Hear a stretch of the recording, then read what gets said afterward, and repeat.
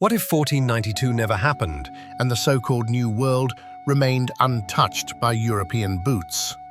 What if the history you were taught was just one version of what could have been? No Columbus, no conquest, no colonization, no stolen gold, no United States. In this alternate timeline, the Aztecs still rule the Valley of Mexico. The Incas expand their empire across the Andes. The Iroquois Confederacy builds a model of democracy that inspires the world. And across the ocean, Europe waits, but never arrives. This isn't fiction. It's a real path history nearly took. And by the end of this story, you'll see how close the world came to being something entirely different.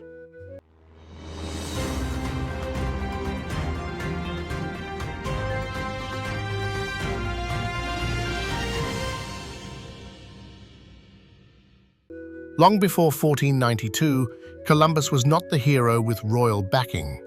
He was a man desperately knocking on doors. Portugal said no, England said no, Spain said no, twice. For over 7 years, he pleaded for funding. Had Queen Isabella delayed just one more year, Columbus would never have sailed. One more no, and the Americas would have remained free of European conquest, at least for a while longer. No ships, no Taino enslaved, no Spanish flags planted on Caribbean islands. So if Columbus didn't come, who would have? If not Columbus, then who? Some say the Vikings were the first. Leif Erikson reached the northern coast of America around the year 1000. But they never stayed. Imagine a different future. One where the next visitors weren't European at all. The Ottoman Empire was powerful, rich, and expanding. What if Ottoman ships reached the West first? Would we have seen mosques instead of missions in Mexico, imams instead of priests in the Caribbean? Or what if the Chinese made their move? In the early 1400s, Admiral Zheng He led the largest naval fleet in the world. His treasure ships were massive, some over 400 feet long.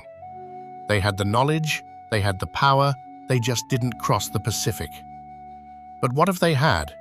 What if Tenochtitlan welcomed Chinese ambassadors? What if the Inca traded with the Ming Dynasty?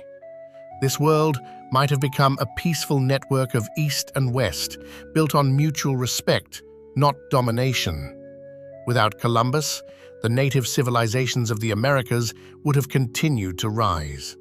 The Aztecs would still be building temples, refining calendars, and expanding their sphere of influence. The Incas would still be mastering mountain agriculture and constructing massive stone cities like Machu Picchu.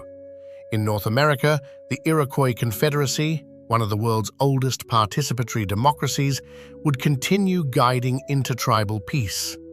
And they weren't alone. The Mississippians had cities like Cahokia, larger than London in its day. The Pueblo peoples engineered complex irrigation systems in the desert. The Maya still recorded the stars and ruled great stone cities.